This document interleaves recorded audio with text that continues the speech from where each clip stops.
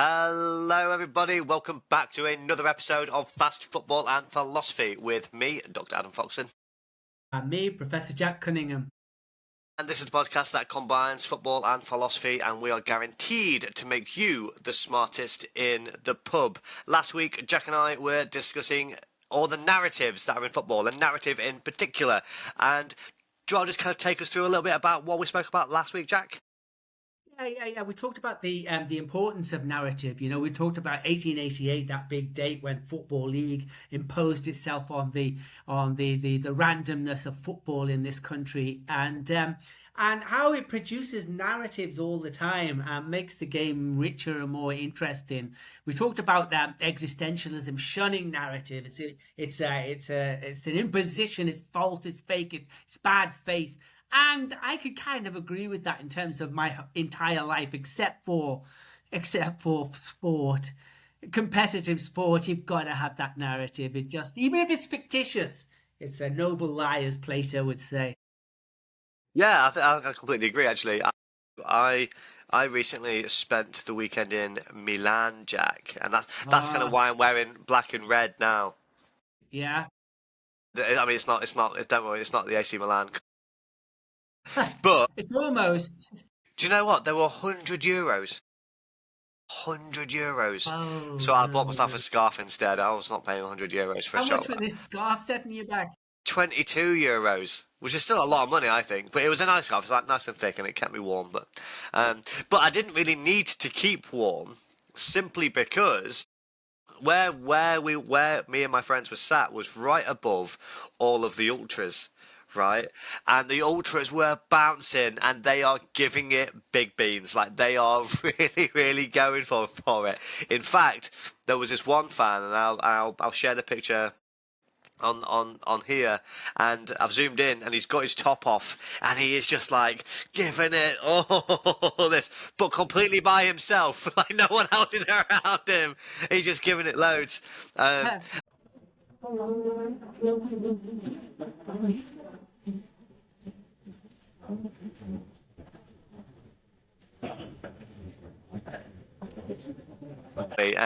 about what being an ultra means and why it's important and all these kinds of things, because I feel like there's a certain psychology at play when people get into big groups, right, and we start to do things that we wouldn't necessarily normally do. So can you just tell us a bit about ultras and your experience with ultras and what you found out? Yeah. So could I recommend a series on BBC iPlayer at the moment about Scottish ultras, which really shed a whole new light on it for me, because you think of ultras as being the big teams, don't you? But this was in Scotland. What's happening there is very small teams as well. The teams that used to have about 60 old guys watching them every Saturday have got their own ultras now. The smaller teams tend to be made up of quite young lads. And it's all about identity, and it's about having fun, going crazy, and a bit of also respect as well. When they come into the ground, people are looking at them, and people are, knowing who they are. And so it's a really good way, I think, what I see of it, of working class kids who are not normally respected, probably in the school environment, probably in the city environment. They get this at the ultra games. What also came out of it is that a lot of it, how people react to ultras, depends on the club. So when the Partick Thistle came across brilliantly, incidentally, the club and the ultras worked hand in hand. They created colour and spectacle in the stadium, and it was all really, really contained. And there were other clubs, particularly a smaller club, I can't remember the name of them now, that just banned them. We don't want them. We don't want their pyrotechnics. We don't want them upsetting our nice, peaceful Saturday game. And so a lot of it is dependent on that. Very interesting, though, what also comes across is how we react to the ultras as well, because we often, as a society, concentrate on the negative things, and there's really good, positive stuff going on. Did you know this, Adam? In some of the Scottish stadiums, they've organised food banks. They do a lot of work with mental health, particularly men's mental health, and toy exchanges as well. It's all going on. The ultras are really facing their community and really doing stuff. No denying there's bad stuff as well. No denying that there's there's violence and sectarianism and that's going on. But what the documentary is trying to say is work with these lads, talk to them, bring them into football, because football is supposed to be about community. It also pointed out something really important, I think, and it said police reaction to working class boys is completely different to how middle class boys. Now, you take Sure. a group of public school boys or posh university boys, they're all drunk and they're going to the rugby match. They will be treated completely different to sober working class lads going to the football game at the weekend. And so there is a class element in there. How we react to them is dependent on class as well. I think that makes a lot of sense. At the AC Milan game, so they were playing against Torino and they won 3-2. And after the game, we were kind of having some drinks and we were getting some food in all the vans that were around the stadium. What I found really interesting was that they kept all the ultras behind, because all the ultras are situated in exactly the same area every single home game. They also enter and leave in exactly the same place. So they're contained until most of the crowds have dispersed, and then all of a sudden they all walk out back into town in exactly the same way. It's like a parade. Yeah. And they're banging the drums and they're still saying all their chants, and everyone who's left is still like kind of stood there transfixed watching them all parade out of the stadium. It is just this kind of show of respect almost. It's like, wow, like this is a bit of a spectacle. So I take that point entirely. I mean, it might also just be for safety fears, right? That makes a lot of sense as well. We don't want to let them back into the general population where they might cause some trouble. So, okay, so I mean, yeah, I think that kind of answers my question about the psychology around and why people might want to join this kind of ultras group, right? But what does philosophy say about it particularly? Yeah, surprisingly, philosophy has got a massive amount to say about this.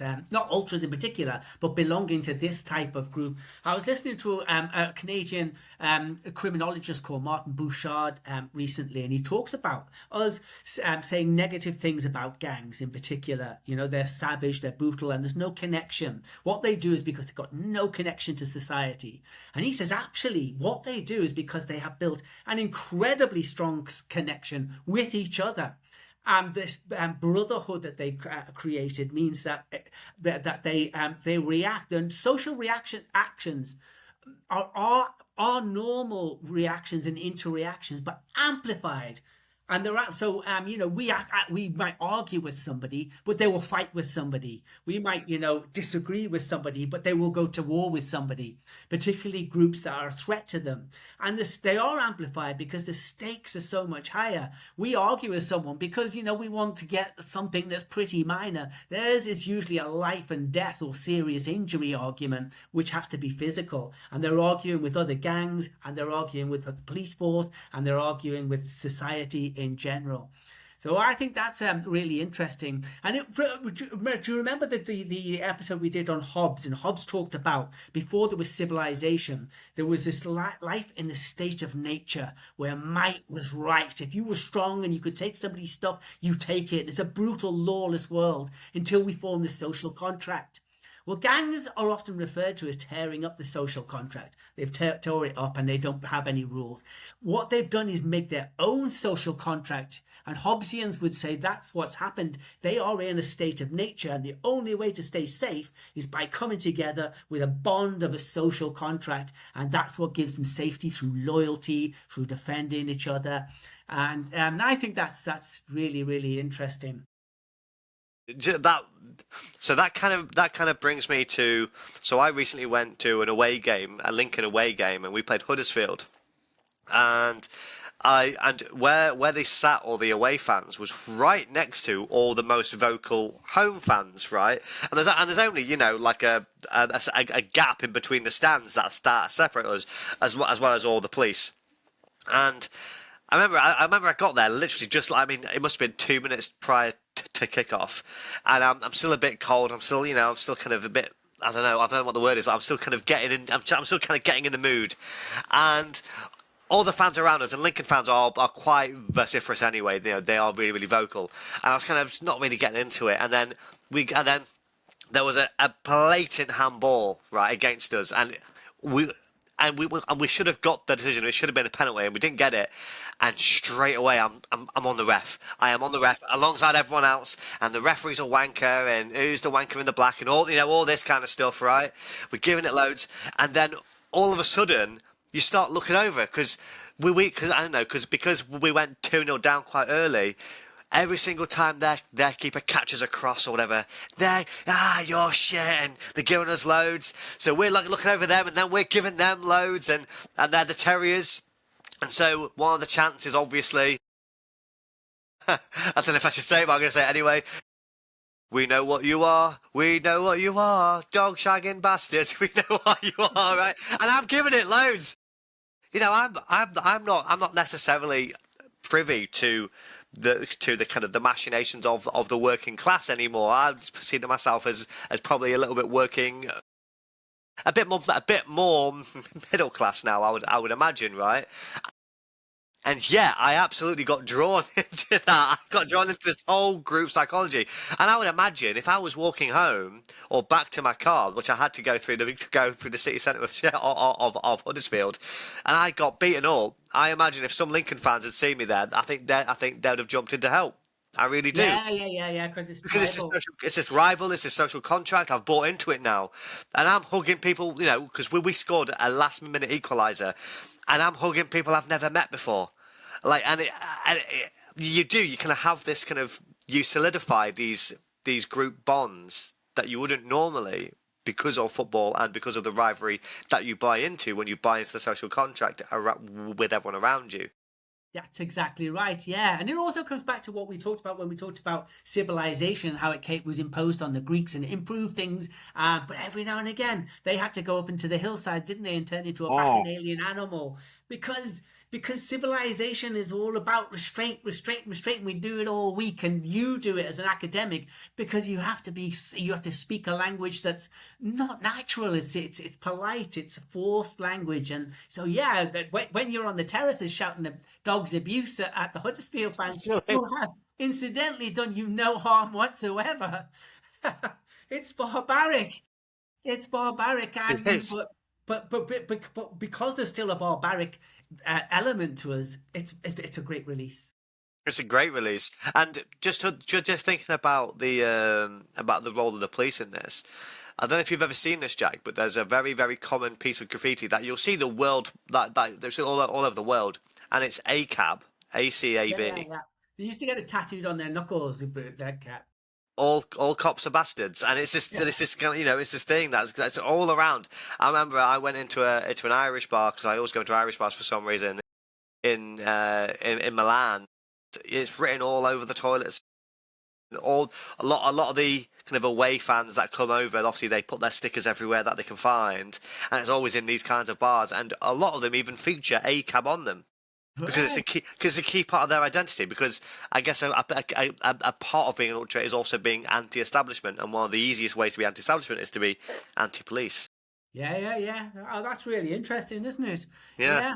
One of the things I've kind of noticed to our shame, Adam, is on this program we've obviously talked about, on this podcast, sorry, we've often talked about philosophy. Of course we have. We've concentrated on Western philosophy, but there is so I want to put that right now, because I want to draw your attention to something, because I've been talking about Hobbes and Canadian criminologists as if we're kind of just recently discovering this thing about gangs.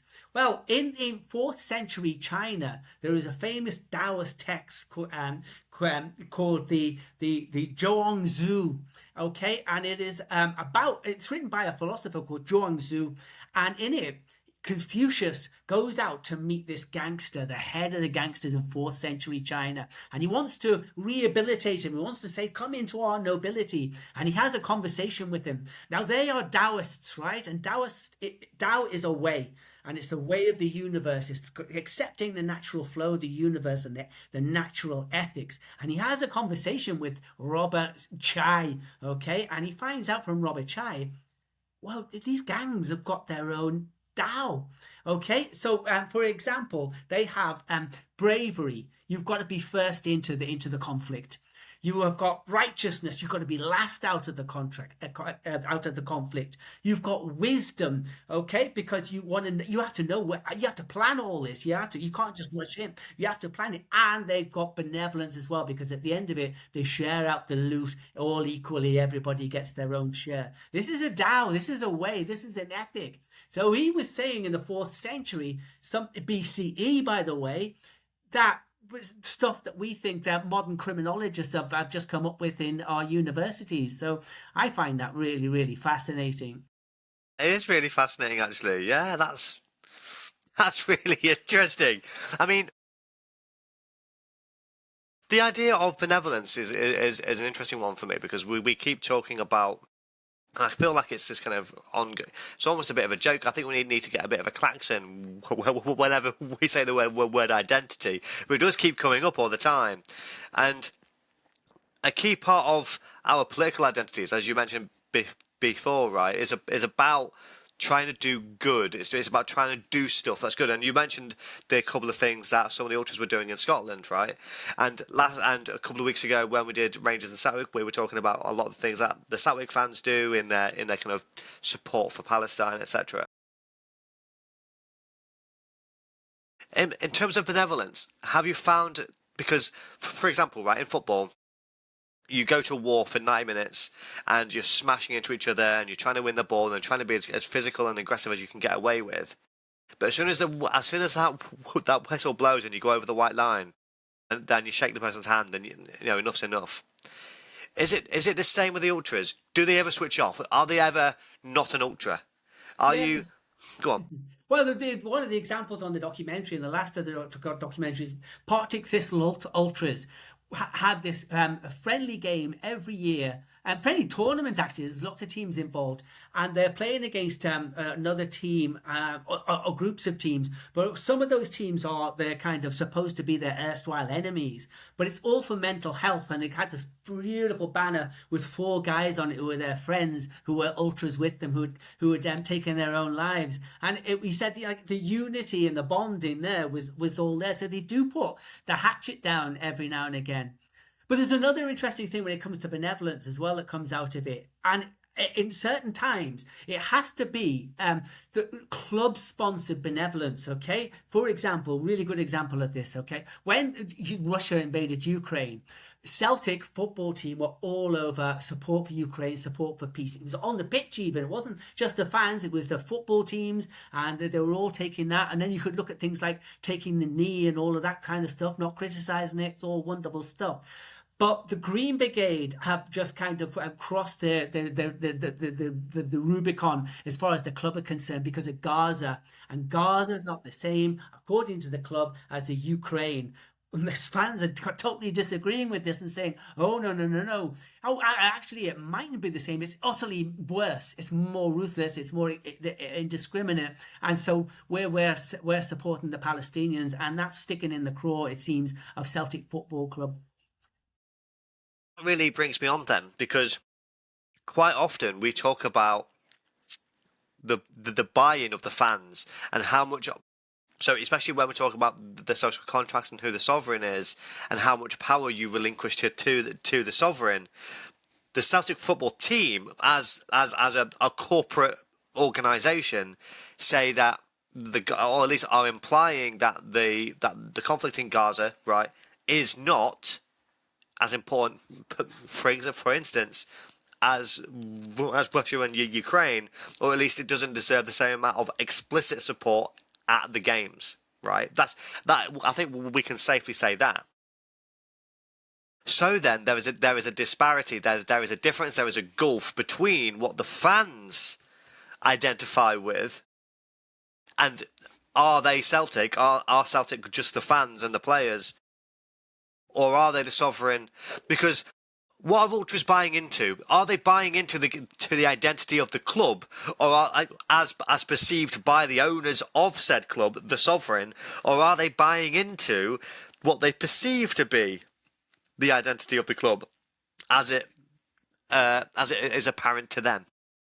Yeah, and I think 90% of the time the two things overlap. It's that 10% of the time where the gap forms, okay? And that this Gaza thing is really kind of illustrative of this. Like, when it comes to that 10%, though, I think the fans say we define the club. We say who we are, and this means a lot to us. I've forgotten the figure, but it said on the documentary they raised thousands of pounds for Gaza, not the club. And it wasn't the club kind of facilitating that and giving them the ability to do it. They were shaking buckets outside the ground, and they did it, and they sent that money there, and it was them. And as far as they're concerned, it was them, and they're the club. And so I think that's how it kind of manifested itself. I'm not sure what the board of management thought about all of that, but yeah, it wasn't from them. That's really interesting to me. I find that fascinating. And actually, it kind of reminds me. And again, we need a klaxon for this because I feel like we're kind of going in on Spurs a little bit. But I don't know if you saw this, Jack. But prior to the Forest game, right, when Spurs played Forest recently, loads of fans. They were there before the game, right, and they have come in their droves. Like there are like thousands of them. And what they've done is they've kind of got either side of where the buses are coming in, and there's flares and there's chants and there's all sorts because they're really trying to G up their team to help them stay in the league because Spurs' form is terrible. And obviously, and to put pressure on Forest as well, right? And next week we want to kind of talk about reward and punishment as concepts and how they might apply to football. And I think that organisational structures, sovereigns, right, who don't see that overlap between what the fans want and what the club is trying to do, that's where we start to get the imbalance. That's where we start to get problems, and that's when clubs aren't run as well as they could be, because there's a disparity between the two. And I think Spurs is a case in point here. They've spent all this cash on regenerating the area. White Hart Lane, it's this amazing new stadium. It's probably the best stadium in Europe. But did they need one? Could they have spent all that money on the players and made sure that they stay in the Premier League? Because it's looking, I think they've got 1 point in their last 6 games. That is relegation form, especially the way where the teams below them are playing. So there's a real chance that Spurs could go down. They have never, ever been relegated from the Premier League. Oh, really? I Never. thought Everton were the only team that hadn't done Never. that. Is Tottenham. Top flight Premier League since '92, Spurs. Oh, wow. So it's very interesting to see if that's. So, yeah, and this is the point, and this is why all the Lincoln fans are singing Tottenham away, ole, ole. Because next season, chances are they're going to be playing Spurs in this amazing new stadium.